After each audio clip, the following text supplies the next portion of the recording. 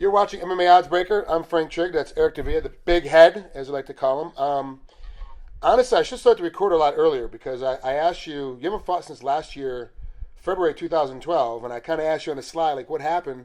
Because now we're coming up on August before you fight in Legacy of 2013. And I was like, what happened? You were like, oh, I was just, taking care of the gym, taking care of my guys. I was like, okay, I didn't want to, I didn't know if you were in jail for armed robbery. And your comment was, not all us Mexicans are armed robbers. Some of you are drivers. Some of you got to drive away from the scene too. That's just kind of how it works. I mean, there's a lot of us with our CDLs too. So Smart, very smart. So what was it? What were you doing since February? I mean, like you really haven't fought since your loss to Gerald Harris back in Legacy on February 24th of 2012. This is now August of 2013. The gym and your guys took up that much of your time. You couldn't get another fight in. actually, no. I was out there. Me and my wife. My wife has helped manage me for all these years, and we have put my name out there with different promotions. We also been working, with Brian Hamper from Blue Chip Management, and he just couldn't find me a fight, man. Nobody who wanted to take it or wanted to take a chance on it, or I don't know. We just weren't getting any feedback for guys who sat there and said, yeah, I'll go ahead and fight Big Head for so and so or whatever. So. Yeah, it's got to be tough, And when I commentated on your fights in Legacy, you had half the crowd was your guys. Whether you had another guy on the fight card or not, but every time that you fight, you bring a huge amount of fans to the event. Is that one of the reasons why a place like Legacy want to bring you in, because you always have so many fans that follow you? Well, yeah. I mean, I love the reason I do this, man. Like I said, is for the family and for the fans. I mean, it was never for anything personal, and I think that's why I attract so many of the fans. Plus, my fight style. I like to put on shows. I'm not a boring guy. I don't do a ground thing all day. I like to stand up and put on a show for everybody. And I'm not the biggest welterweight. So I mean, when I go in there, it's just I'm pretty much the underdog every single time I go in there. You get ready to fight Artenas Young coming up here on August 23rd at LFC 22. Is Artenas different than anything else you've seen? He's 9-5, but you're 20-12. You've seen a lot more competition than he has. Does he bring anything that's new that you haven't seen yet? No, not really. Artenas is, he's a long guy. He's tall.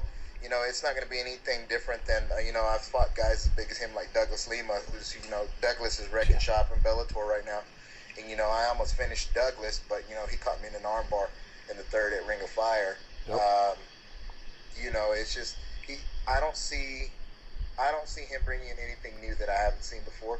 I fought 185, and those guys are a lot bigger than Artenas. So, I fought like Andrade and just big monsters, and Gerald's big too. I mean, so it's not going to be nothing new that I haven't seen before.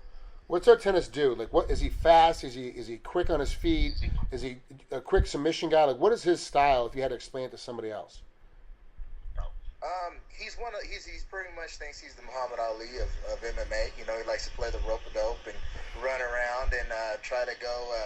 He calls himself the machine gun because he thinks his hands are as fast as a machine gun. But I don't think they're that fast. But that's his style. He's real long. To get to the inside of Artenas, his takedown defense is somewhat good. So I don't know if I'm going to want to try to take him down too much.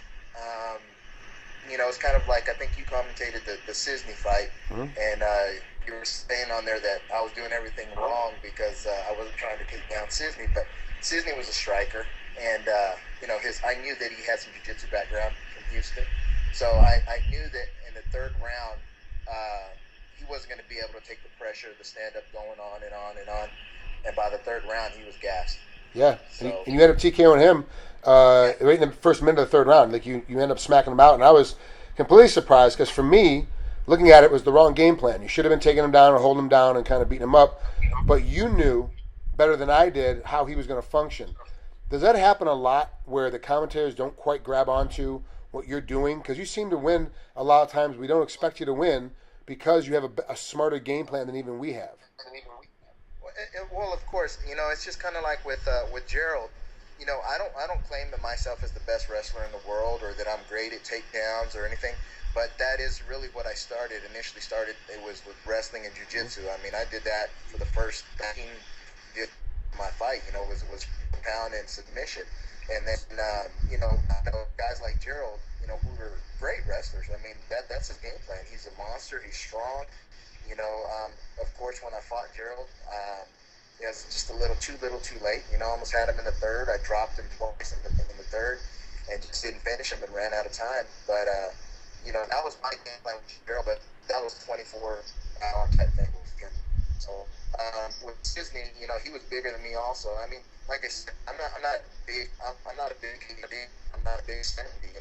People can contemplate me going down to 55, but that's a tough cut for me. I've never done it, and I haven't been there since 9th grade, maybe. So, that's a long way down going down to 55. That's a long way down for you. Like I can't. And there's just to think, your head won't shrink, but your body will.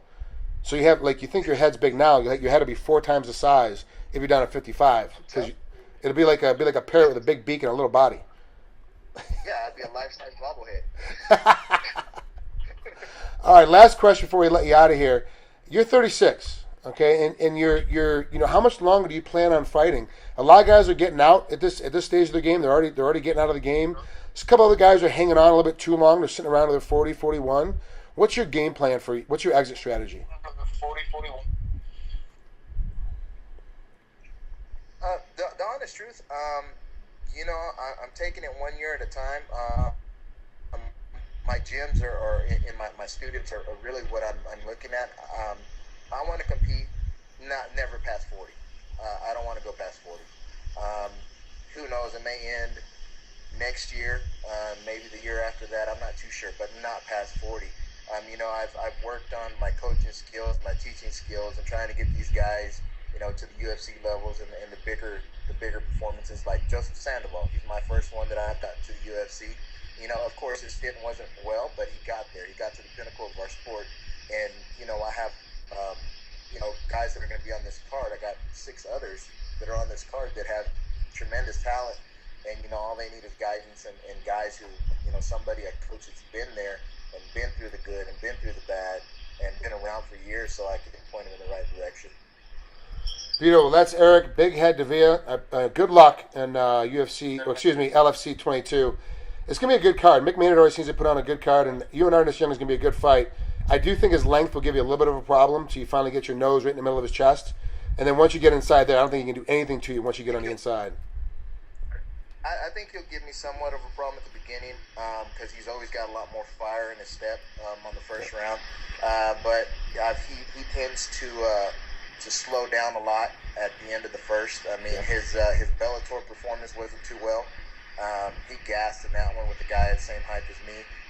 But the guy he fought didn't have near the punching power or the quickness that I have to get to the inside. And that other guy he fought on there, well, rumors had it that Artenas had his stomach bug. He was sick. We all have bad performances, and I understand that. But I still don't think that he's gonna hold up that long with me. All right, Eric. Thanks for taking some time to come out here. Yeah, I agree. I actually agree with that assessment. That's actually pretty good. Thanks for coming out to MMA Oddsbreaker. Good luck out there on August 23rd at LFC 22. And we'll talk to you soon, bud.